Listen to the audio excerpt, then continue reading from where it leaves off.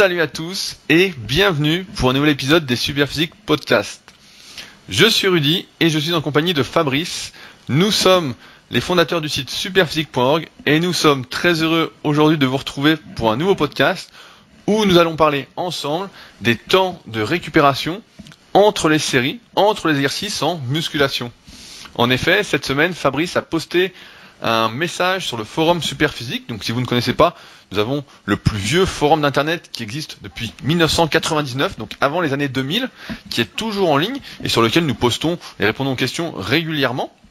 Et il y a quelques jours, Fabrice a posté un sujet concernant les temps de récupération en se posant la question de pourquoi la plupart des coachs dans les salles de musculation conseillaient et faisait utiliser de faibles temps de récupération en musculation. Et il faut dire que ce sujet me connaît pas mal parce que si vous avez écouté mon précédent podcast sur les podcasts de Rudy Koya, j'ai commencé par coacher en salle et donc par me retrouver également confronté à devoir faire utiliser des faibles temps de récupération.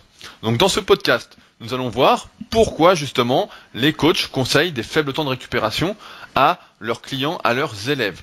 Nous verrons également la définition de l'intensité. Qu'est-ce que l'intensité ? On aura un bref rappel un peu compliqué, si vous n'avez jamais fait de physiologie, sur les bases physiologiques de la récupération entre les séries par rapport aux filières énergétiques. Et enfin, on parlera de notre expérience personnelle avec des faibles temps de récupération. Qu'est-ce que ça a donné ? Qu'est-ce que ça nous a apporté ? Et si on continue à les utiliser sur certains exercices, sur certaines séances ou pas. Salut Fabrice. Salut Rudy. Alors Fabrice, peux-tu nous rappeler le message que tu as mis sur le forum ? Oui, donc c'était un message qui s'interrogeait, comme tu l'as dit, sur le pourquoi en salle, quand il y a des coachs particuliers qui entraînent des gens, les temps de récupération entre les séries sont plutôt courts. Et donc j'ai eu l'idée de ce message parce que dans la salle dans laquelle je m'entraîne en ce moment, il y a pas mal de coachs personnels. Et en général, donc les temps de repos entre les séries sont assez courts. Et de temps en temps, quand il y a un temps de repos, donc je regarde ce que fait le coach, et on voit que tout simplement le coach, durant les temps de repos, il rame. Il rame parce que il faut tenir la conversation avec le client. Et une fois que tu as fait la pluie et le beau temps pendant les premières séries, les suivantes, tu sais pas trop quoi dire. Donc tu vois, des fois il regarde son portable, des fois il discute de je ne sais quoi, mais en gros ils se font un peu chier quoi entre les séries, disons-le clairement. Et puis en plus, tu sens que le client, il est moyennement content parce que tu l'imagines à sa place, il a payé peut-être 1 heure ou 1h30 et puis il poirote entre les séries.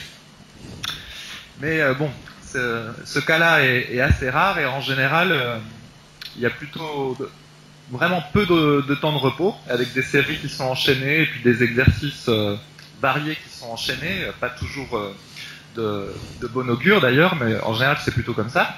Et donc, mais c'est là que j'ai compris. Je me suis mis à la place à la fois de l'entraîneur et à la place du client. Si le type il a qu'1 heure pour s'entraîner et qu'en plus il paye un coach pour être entraîné, il n'a pas envie de se tourner les pouces pendant 2 minutes entre chaque série, même si peut-être c'est ce qu'il faudrait pour optimiser la prise de muscle, comme on le verra après. Et du coup, je pense que ça encourage à avoir des temps de repos extrêmement faibles. Et c'est aussi pour ça que après les coachs sont obligés entre guillemets de recommander ça parce que c'est ce qu'ils font en salle quand ils entraînent les gens. Et un autre argument aussi, c'est que quand les gens ils vont prendre un coach personnel, comme ça coûte assez cher s'ils l'accompagnent de séance en séance, il faut qu'il y ait une transformation physique rapide. Et comme on le sait, la prise de muscle c'est assez long, à part quand on est débutant où on peut avoir des gains rapides. Mais par contre, il est relativement facile de perdre du gras facilement quand on commence avec un surpoids. Et il se trouve que beaucoup de gens, particulièrement la clientèle féminine qui fait appel à un coach perso, en général, elles ont un surpoids. Et donc du coup, il est plus facile d'arriver à une transformation corporelle en perdant du gras. Et c'est plus facile de perdre du gras en transformant la séance de muscu en un mix muscu-cardio, avec des temps de repos courts. Et donc du coup, je pense que c'est encore quelque chose qui va en faveur de temps de repos courts quand on est un coach perso. Parce que ça permet d'avoir des résultats visibles plus rapides du fait de la perte de gras, parce que les gens qui font appel au coach En général, c'est pas trop des athlètes qui cherchent la préparation physique, mais c'est plutôt des gens un peu en surpoids, qui ont un peu d'argent et qui veulent se remettre en forme. Et donc je pense que c'est les deux arguments qui vont en ce sens-là. Et nous, on va voir dans ce podcast qu'il ne faut pas forcément suivre ces recommandations-là et ce que les coachs perso vont faire en salle, parce que nos motivations sont différentes et nos contraintes sont différentes également. C'est marrant, donc j'ai donné des anecdotes. C'est le moment des anecdotes, donc ouvrez bien grand les oreilles. Mais ce que tu dis, c'est assez juste. Donc, comme je disais, j'ai commencé en fait par entraîner en salle, en plus du petit site que tu m'avais fait à l'époque, coach-perso.fr. Et c'est vrai que quand tu es en salle et que quelqu'un vient te voir pour que tu le coaches, souvent déjà il a un temps limité. Donc tu vois, il va avoir 1 heure. Et ce qu'il faut savoir, c'est que, comme tu disais, le prix d'une séance de coaching, il y a personne qui met moins de 40-50 euros de l'heure. Alors certains vont dire c'est beaucoup, etc. Mais quand on est à son compte, qu'on a son entreprise, en gros on divise par 2. Et comme on peut pas faire 10 heures par jour, c'est pas super bien payé, c'est assez normal en gros. On arrive à un salaire moyen. Profites-en pour préciser un peu les choses. Déjà, il y a le coût du déplacement, parce qu'il faut que tu te déplaces pour faire ton cours. Tu as la TVA éventuellement selon ton statut. Et il y a aussi que des fois, le coach doit reverser une petite commission à la salle également, il faut le savoir, parce que la salle autorise pas forcément n'importe quel coach à faire son business à l'intérieur. Donc tout ça, ça grève ce qui reste au final pour le coach. C'est vrai que après, moi à l'époque, quand je faisais ça, donc c'était en 2006, c'est l'année où j'ai eu mon diplôme, il y avait 2 types de choses pour les salles. C'est soit il y avait un loyer fixe, donc moi j'étais vraiment contre parce que ça obligeait vraiment à forcer pour avoir des clients, ou sinon tu donnais un pourcentage. Et moi j'étais plus au pourcentage. À l'époque, je donnais 20% de ce que je gagnais, donc je prenais 40 euros de l'heure et je donnais un peu moins de 10 balles. Donc à la fin du mois, je disais voilà, j'ai fait tant d'heures, ils voyaient, puis je donnais ce qu'il y avait. Et donc ce qui se passe effectivement, c'est qu'il y a le déplacement. Donc j'ai eu plusieurs cas. J'ai eu d'abord, donc j'ai marché avec cette salle qui était à 15 minutes en vélo de chez moi, donc à 5 minutes en voiture. Et donc j'avais mes élèves. Et donc c'est vrai qu'ils avaient qu'1 heure. Et qu'entre les séries, donc moi ça va, je suis assez bavard, j'arrive à parler de tout, je suis assez ouvert. Et c'est vrai qu'entre les séries, certains en fait s'ennuyaient, disaient on y retourne. Toi ils étaient pressés en fait. Et c'est vrai que dans l'imaginaire collectif, on a cette idée que une séance de sport, on doit absolument transpirer, on doit absolument en chier, on doit absolument finir rincé. Et alors qu'en musculation, on sait, et on va en reparler après, ce qui compte pour prendre du muscle sur moyen long terme et de la force, c'est de progresser. Et ça n'implique pas de courir d'appareil en appareil. Mais c'est vrai que quand t'as qu'1 heure, les gens en général, moi je les avais le midi ou le soir avant qu'ils rentrent chez eux, quand ils venaient le midi, ils venaient sur leur pause de travail, donc ils étaient pressés. Fallait qu'ils viennent s'entraîner, fallait ensuite qu'ils mangent et qu'ils repartent au travail. Donc il n'y avait pas le temps en fait de dire là on prend 3 minutes parce que faut que tu prennes 3 minutes parce que t'en as bien forcé, on est en tel cycle de progression, etc. Il n'y avait pas ça. Et comme l'a dit quelqu'un très justement sur le forum, en fait, à la fin, c'est l'élève limite qui dicte la séance. Et toi, tu en es rendu en fait à essayer de faire le meilleur compromis possible, la meilleure recette pour cette personne, pour qu'elle puisse progresser. Alors c'est pas l'idéal, évidemment, mais c'est mieux que rien, et c'est mieux que s'il y avait vraiment aucune logique. Et sur les déplacements, donc pareil, je vais donner un autre exemple. À un moment, j'avais, il s'appelait Laurent, il habitait sur Paris, il avait une grosse entreprise de cuisine, donc je sais plus exactement le nom, et il m'avait pris une séance par semaine, et le résultat, je faisais ses programmes par internet. Et donc je me prenais 1 heure de train pour y aller, 1 heure pour rentrer, et en fait il avait pas de matériel, il s'entraînait chez lui. Donc j'avais réussi à lui faire acheter une petite barre Z, 2 haltères, mais il avait pas de place pour un banc, car il voulait pas acheter de banc, pas de repose-barre, etc. Et donc dans ces conditions, en fait, lui pareil, comme je disais, il avait cette idée en fait qu'une séance de sport devait être fatigante, etc.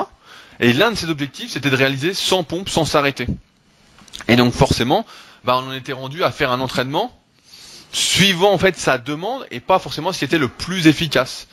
Alors on en était à enchaîner vite les exercices, à enchaîner vite les séries avec 30 secondes, 1 minute de récupération. Donc on discutait un petit peu effectivement de la pluie et du beau temps, mais très peu, parce qu'il fallait que pendant 1 heure, il enchaîne avec le peu de matériel qu'il avait. Et l'une des façons de corser la difficulté de son entraînement avec très peu de matériel pour qu'il ait un peu de résultat, donc lui il n'était pas en surpoids, il était assez mince, et c'était de prendre de faibles temps de récupération. Sinon, si on avait pris 2-3 minutes en faisant des séries pratiquement sans matériel, ça n'aurait eu que très très peu d'effet. Déjà que ça a peu d'effet d'enchaîner avec peu de récupération des séries au poids du corps. Et ouais, c'est en fait, on en arrive en fait à ce que le client en fait dicte sa séance ou presque, mais c'est en même temps le travail d'un coach que de s'adapter, de proposer le meilleur compromis à son élève ou à son client, parce que de toute façon, l'idéal qui existe en théorie n'est pas applicable par la plupart. C'est ce que je dis à mes élèves en coaching quand les gens viennent me voir pour être coachés sur internet avec tous les suivis à distance que je fais.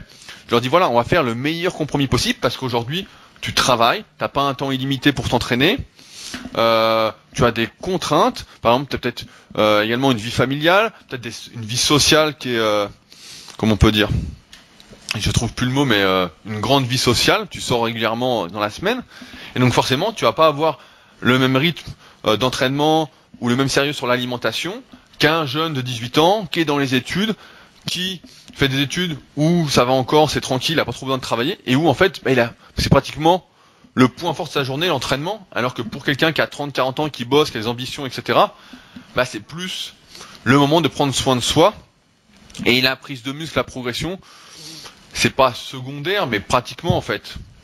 Et c'est ce que je disais dans le podcast que j'ai sorti dimanche sur YouTube.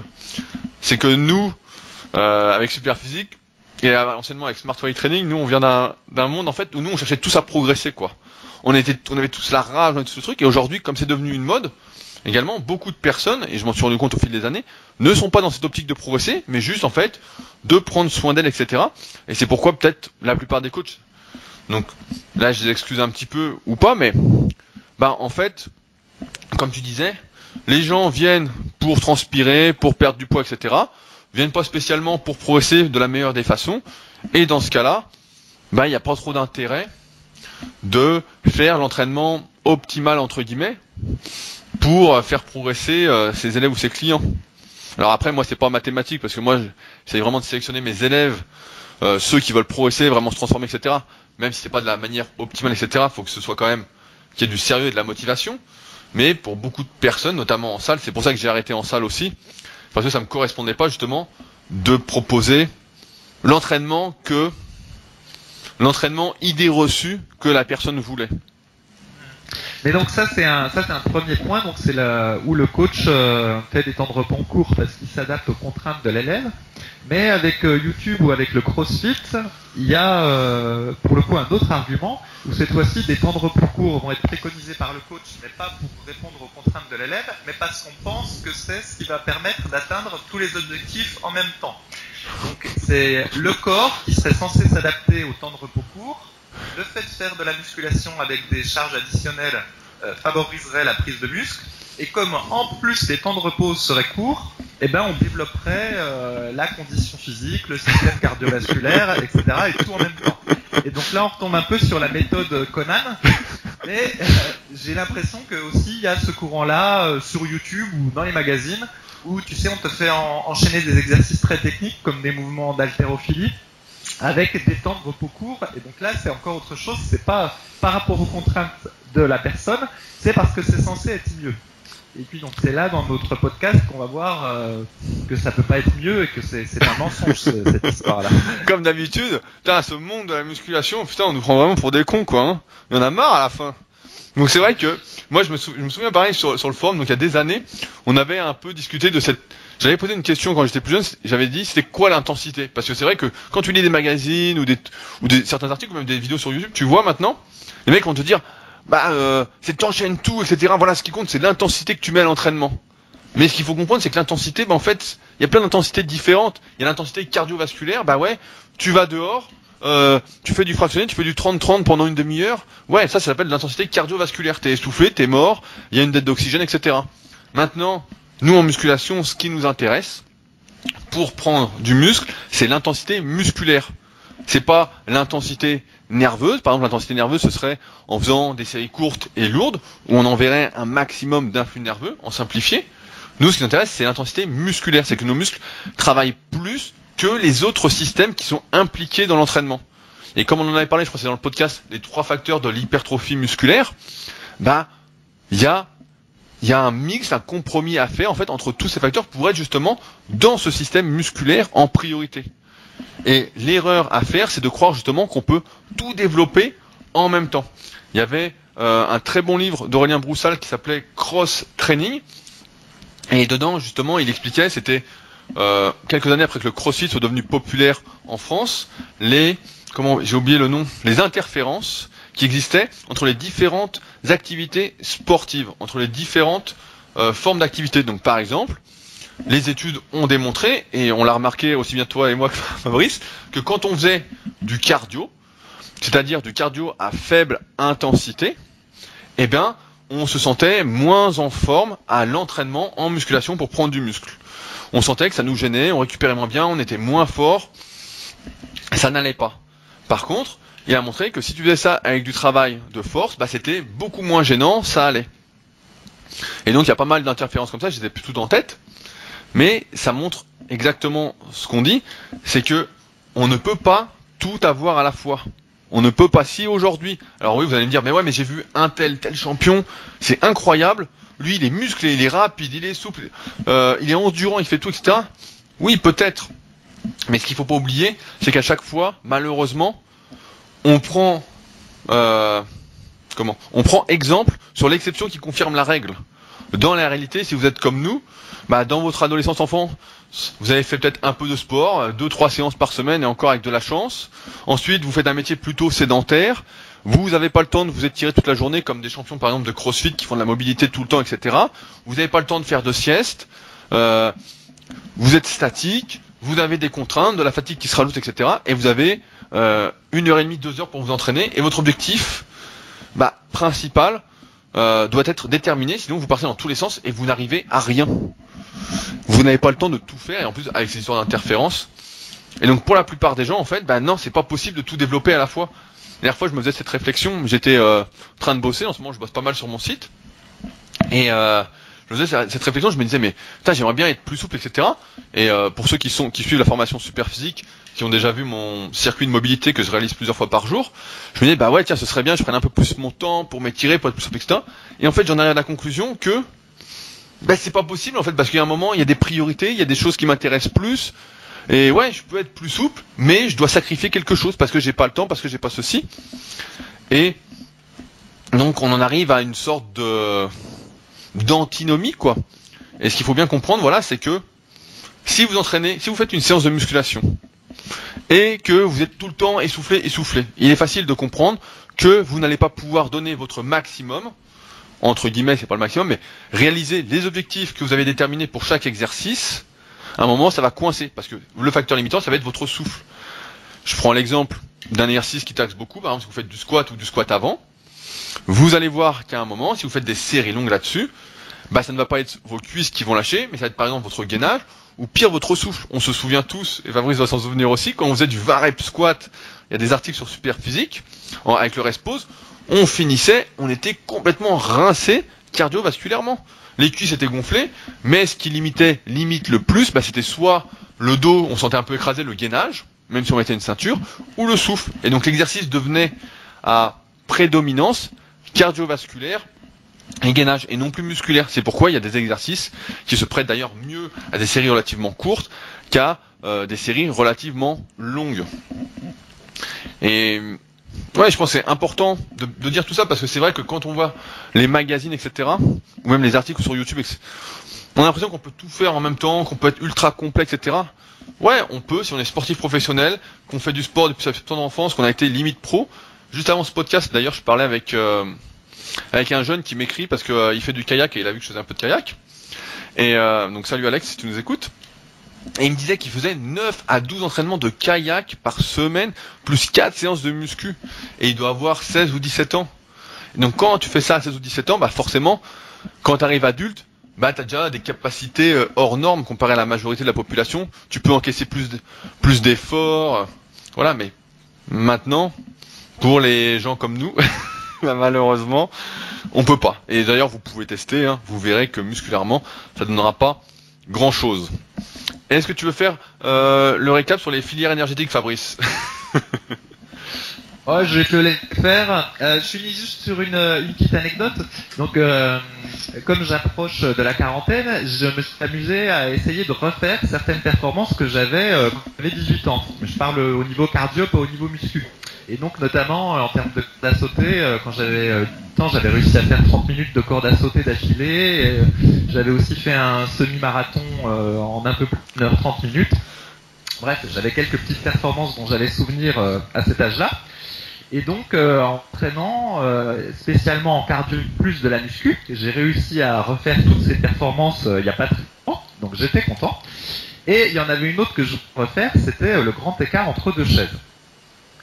Et donc je me suis dit, puisque j'ai réussi avec le cardio, je vais bien réussir à retrouver ma souplesse également. Donc j'ai recommencé à m'étirer en vue de réussir le grand écart, mais juste comme ça, même si on sait que ça n'a pas un grand intérêt. Ben là, pour le coup, là, entre guillemets, j'avais pris un coup de vue. La souplesse n'était plus du tout. J'en avais 3 ans et que ça allait me prendre un temps fou. Pour le coup, j'ai fait le même raisonnement que toi, tu as dit tout à l'heure. Je dis bon, ça, je laisse tomber. Je peux pas être bon partout. Ça n'a pas grand intérêt de réussir à nouveau le grand écart, donc ça, j'abandonne. Mais donc voilà, on n'est pas des tests professionnels. Faut aussi chercher le compromis, quoi. Impossible, nul n'est tenu. Non, mais moi je sens là, parce qu'en ce moment, comme je disais, je fais pas mal de kayak. Et je sens en fait que, tu vois, quand un jeune me dit, ouais, moi je fais 9 à 12 séances, plus 4 muscu, etc. Alors là, quand j'étais, je suis rentré de Nouvelle-Zélande il y a pas très longtemps, et là-bas, tous les jours, c'est des muscu kayak, ou même que kayak, vu que je fais pas de la muscu tous les jours. Et ça allait, parce que j'étais sur un rythme décalé, je pouvais dormir, c'était facile en fait avec le décalage horaire de travailler. Et là, en rentrant en France, je me rends compte que quand je fais 3 séances de kayak dans la semaine, plus mes séances de muscu, en fait, je suis rincé, quoi. Mais rincé, vraiment, hein. Et c'est marrant, mais on voit peut-être, c'est sûr que si j'avais été plus jeune, peut-être que ça passerait mieux, mais c'est vrai que c'est là qu'on voit qu'on vieillit, quoi. On voit que, putain, quand tu fais une séance de sport par jour, une vraie, quoi, en fait, ça suffit largement et t'es même rincé, quoi. Car moi, je tiens pas, quoi. Je sens là que, va falloir que je me calme un petit peu, mais sinon t'es tout le temps crevé, en fait. Tu ne tiens pas, quoi. Donc maintenant, je voulais faire un petit point sur les bases physiologiques de la récupération entre les séries. Donc je vais essayer de pas vous endormir, de le faire assez rapide. On avait fait un article sur Superphysique qui s'appelait justement combien de temps de récupération faut-il prendre entre chaque série. Et on avait justement expliqué les différentes filières énergétiques. En fait, ce que vous devez savoir quand on fait un effort en musculation, c'est qu'on va utiliser principalement comme substrat énergétique, comme substance, comme source d'énergie. On va utiliser de la créatine et ensuite du glycogène. Et on sait, les études ont montré en effet qu'avec des efforts comme ça, de forte intensité musculaire, on va cardiovasculaire, eh bien, il fallait plusieurs minutes pour récupérer de son effort. Il y a même des études, je me souviens quand j'étais plus jeune et que je lisais pas mal d'études scientifiques, qui montraient que après un effort jusqu'à l'échec, il fallait énergétiquement environ 8 minutes pour retrouver ses stocks de créatine phosphate. Tout ça pour dire qu'en fait, les faibles temps de récupération vont, comme on en avait déjà parlé dans d'autres podcasts, dans des précédents podcasts, si vous n'avez d'ailleurs pas écouté, je vous invite à les écouter, mais que si on prend vraiment très peu de récupération entre chaque série, on va en arriver à négliger le facteur le plus important de la progression en tant que pratiquant naturel, c'est-à-dire la tension mécanique, et à favoriser en fait ce qu'on appelait le stress métabolique. On va faire des séries en fait en n'ayant pas récupéré. Alors après on pourra parler peut-être dans un autre podcast de l'intérêt de cumuler un certain tonnage de sa séance, de s'entraîner avec une récup incomplète. Mais dans tous les cas, on sait que au minimum, si on fait vraiment un effort intense et qu'on a forcé, il faut au moins 3 minutes de récupération entre chaque série. Alors après, on en revient à ce qu'on disait au début de ce podcast. Le temps de récupération, il est adapté également en fonction du temps dont vous disposez. Personnellement, si je manque de temps et que les élèves manquent de temps, je préfère leur faire après un certain temps, s'ils n'ont pas de poids à perdre, etc., une fois qu'on est bien. Je préfère leur faire un exercice de moins, mais faire que chaque série soit productive de chaque exercice, plutôt que de faire des exercices où on est obligé de réduire tellement la charge que ça n'a plus d'intérêt. C'est ce que j'avais appelé dans l'un de mes livres, la notion de perte tolérable. Si on perd trop de force d'un coup, autant arrêter. C'est soit qu'on n'a pas pris assez de récupération, soit qu'on fait trop de volume pour soi, ou trop de séries sur cet exercice-là, ou pour le muscle. Ça n'a plus d'intérêt. Donc, attention encore une fois à ne pas se tromper de signes. Là, ça me fait penser, je viens de réécrire un article sur la congestion en musculation sur mon site rudicoya.com. Et c'est la même chose en fait. Souvent, on confond les sensations, la congestion, on les prend comme facteur numéro 1 de la prise de muscle, comme un feedback d'une bonne séance, alors que ce ne sont que la conséquence d'un bon travail de progression. La progression à l'entraînement doit amener les sensations et la congestion. Et c'est pas la congestion et la sensation qui amènent à la progression. C'est pourquoi, encore une fois, certains vont dire, voilà, les temps de récupération courts, c'est bien, on a de meilleures sensations, c'est mieux, etc. pour progresser. Non. On inverse en fait cette relation de cause-conséquence et on se retrouve quelques heures après sa séance, si on a misé avec des faibles temps de récupération sur la congestion, etc., à avoir l'impression en fait d'avoir absolument rien fait. Alors que si vous avez fait vos séries, je sais pas, je prends un exemple à la con, mais vos séries de 10, je sais pas, au développé couché, avec 3 minutes de récupération, vous allez sentir que le lendemain, si vous êtes par exemple, je sais pas, en milieu de cycle de progression ou en fin, que vous avez des courbatures opaques, que vous avez travaillé. Alors que avec votre séance, pas comment on peut appeler ça, on a rien. La séance gnognotte, là, on va l'appeler, 2 heures après, il n'y a plus rien, quoi. Ouais, je dirais pas que c'est une séance gnognotte parce que c'est lent d'avoir des temps de repos courts.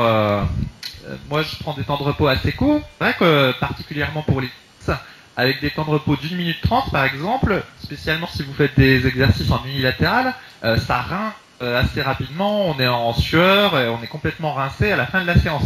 Mais voilà, mais c'est comme tu l'as dit, c'est une fatigue qui est pas optimum du point de vue musculaire, c'est plus une fatigue générale, énergétique, tout ça. Et c'est moins efficace qu'une fatigue musculaire, mais pour laquelle on aurait peut-être moins sué. C'est différent. Ouais, mais c'est différent. Et tu vois, moi, souvent, par période, j'essaye que mes séances durent un peu moins longtemps. Je me dis, putain, elles sont longues mes séances, etc.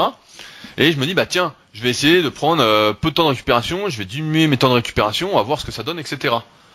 Et en fait, je me rends compte que en début de cycle de progression, c'est possible. Et en fait, plus je progresse, et moins c'est possible, en fait. À un moment, en fait, ça s'augmente tout seul.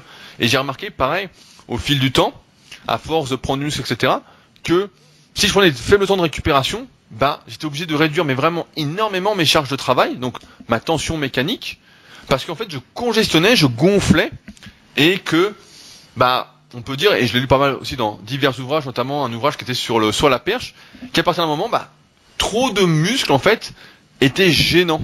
Et c'est vrai que je pense que, alors certains diront que je suis pas trop musclé, etc., mais en tout cas, pour prendre des faibles temps de récupération, à un moment, en fait, je carbonise, quoi, et c'est plus possible. Et c'est vrai que souvent, j'essaye de faire ça. Chaque année, je me dis, allez, je vais réduire ma durée d'entraînement, je vais prendre que 1 minute ou 1 minute 30, je vais enchaîner. Et en fait, je tiens pas très longtemps avant de devoir augmenter mes temps de récupération à la moyenne qu'on recommande, on peut le dire, qui est entre 2 et 3 minutes quand on fait pas de l'unilatéral. Quand on fait de l'unilatéral, comme tu dis, c'est complètement différent. Notamment, je pense que tu parlais du rowing à un bras qui te mettait en sueur ou les fentes. Mais, par exemple, ouais, voilà, les deux là. Ouais. Voilà. Mais quand tu prends 1 minute 30 après les 2 bras ou après les 2 jambes, en fait, tu prends un peu plus de récup qu'une minute 30 pour chaque côté. Donc au final, on en arrive à 2 minutes, 2 minutes 30, 3 minutes de récupération pour chaque côté. On arrive à la moyenne de ce qu'on recommande. Mais c'est vrai, souvent on se dit, on s'entraîne, c'est long. Mais dans ce cas-là, si vous manquez de temps, mieux vous sautez un exercice, car enlevez un exercice de votre séance, et mieux vous faire les choses correctement, que chaque série compte, que chaque exercice compte, plutôt que de courir après le temps, etc. En tout cas, si vous souhaitez prendre du muscle et de la force. La musculation, c'est pas courir en fait. Ça, faut bien le comprendre. C'est pas de la course à pied. Donc, soit vous faites de la muscu pour prendre du muscle, soit vous faites de la course à pied pour courir. Alors après, vous pouvez me dire, je fais du crossfit, etc. Et dans ce cas-là, si c'est votre objectif, évidemment qu'il faut faire des watts, il faut prendre peu de récupération, mais il y a également un travail de force qui se fait en crossfit. Donc, je suis pas le meilleur spécialiste, loin de là.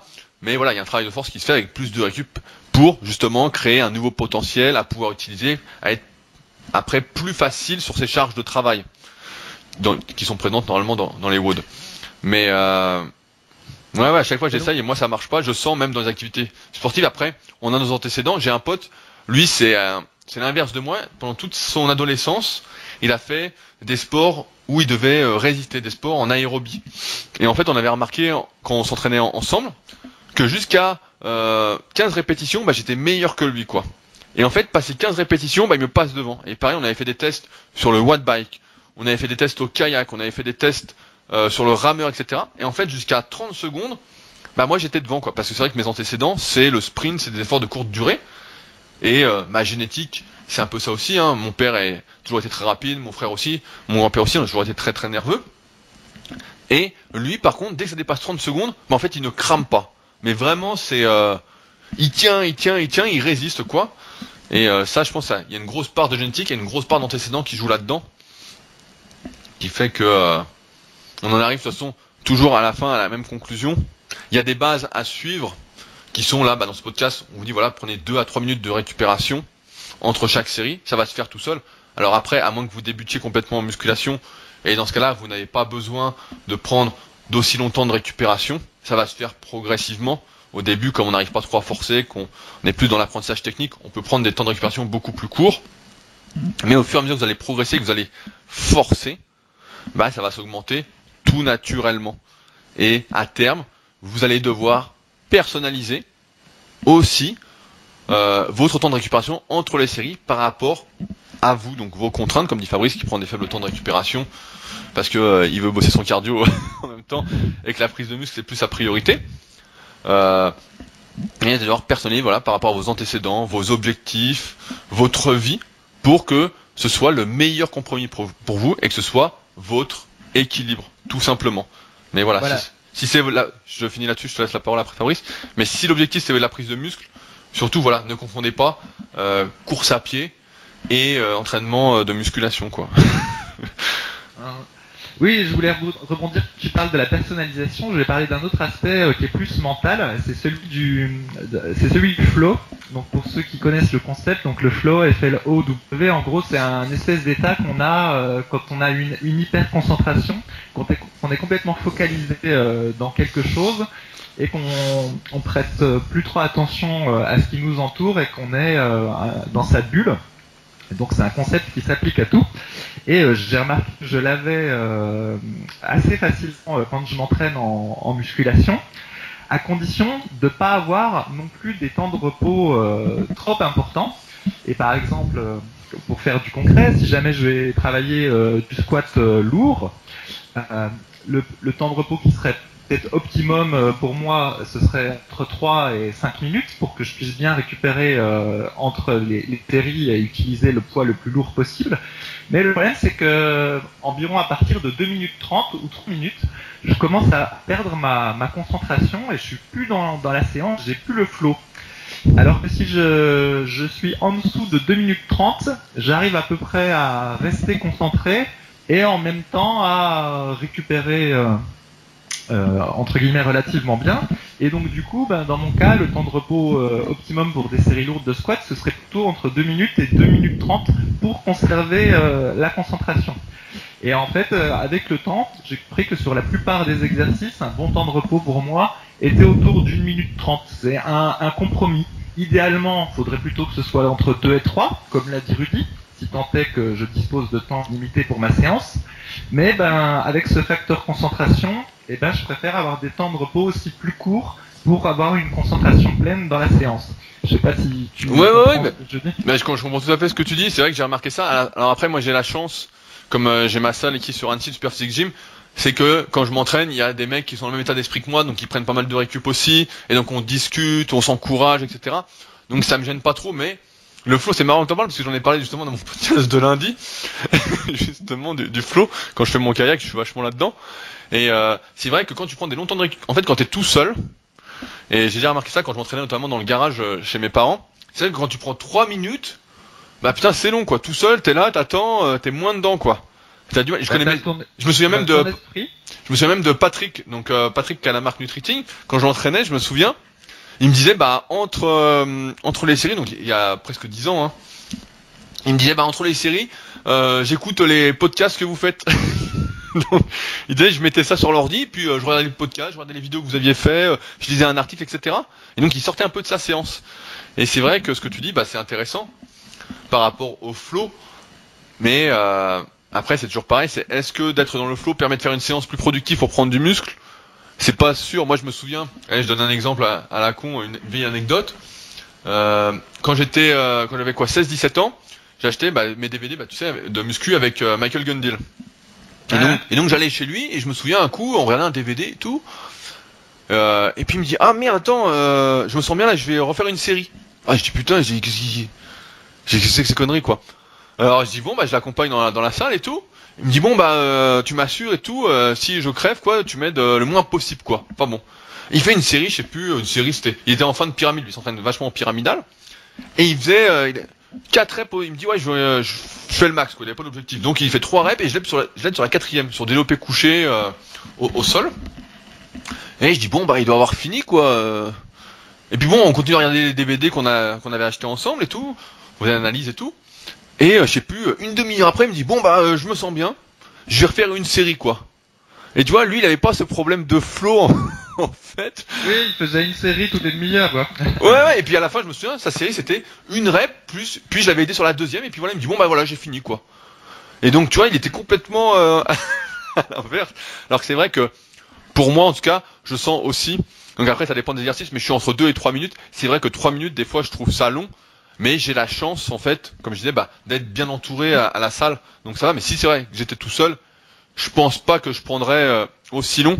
Je sais pas si tu te souviens, il y a un cycle de progression que j'adorais, et que ça fait un moment que je l'ai pas fait, peut-être que je le referai, où justement, c'était le 10x5, 10x4, 10x3 pour le développer couché.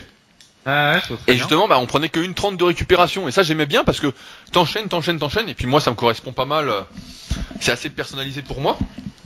Et donc ça c'était cool de prendre Q30. Et c'est vrai que quand tu prends 3 minutes, surtout après un exercice qui t'essouffle pas, où t'as pas trop besoin de récupérer à part musculairement, à part de récupérer tes réserves énergétiques, c'est vrai que c'est long quoi. C'est vrai qu'il y a de moins en moins d'exercices où je prends 3 minutes, parce que c'est vrai que ça m'ennuie, mais ça va que je suis à la salle et puis il y a du monde. C'est vrai que des fois je suis tout seul et là je me dis putain, c'est long quoi.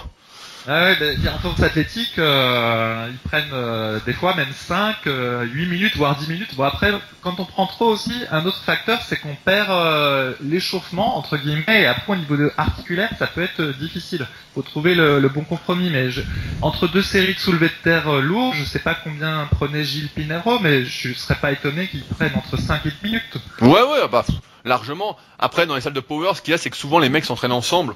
Donc ça s'encourage ta gueule, donc tu restes chaud en fait, tu restes dans l'ambiance, tu restes dans le flow comme on dit.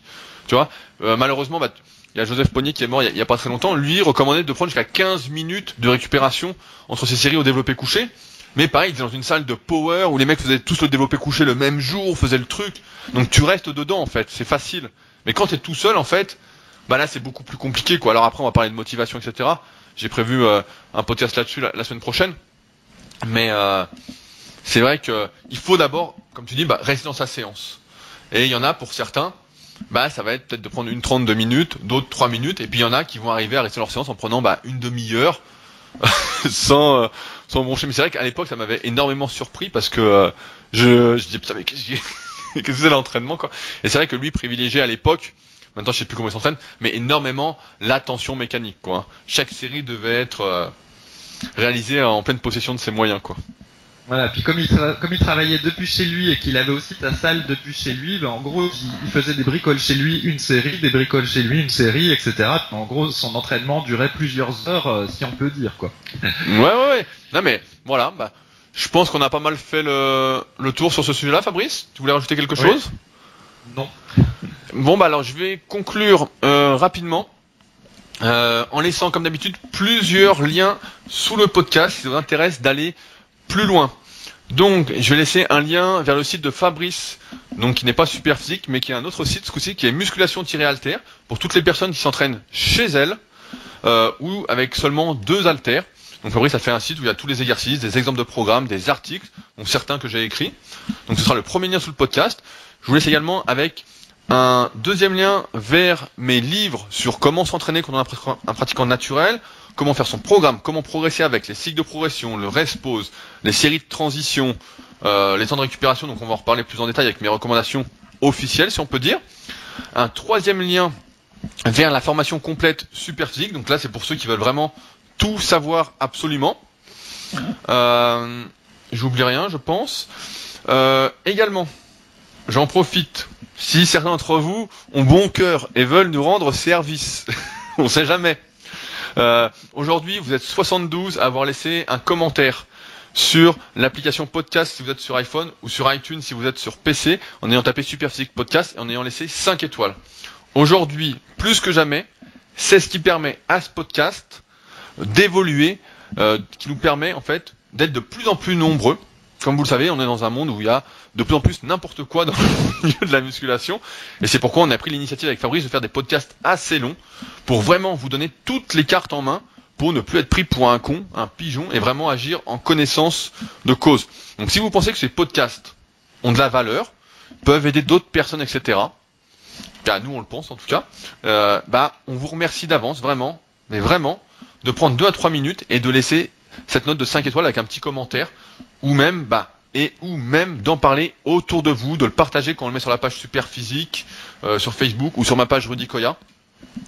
C'est vraiment très très important pour nous.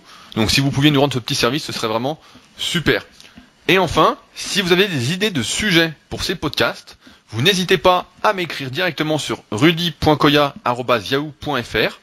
Vous êtes déjà pas mal à m'avoir envoyé des sujets pour ces podcasts, donc je vous ai tous répondu individuellement, donc on les traitera progressivement avec plaisir.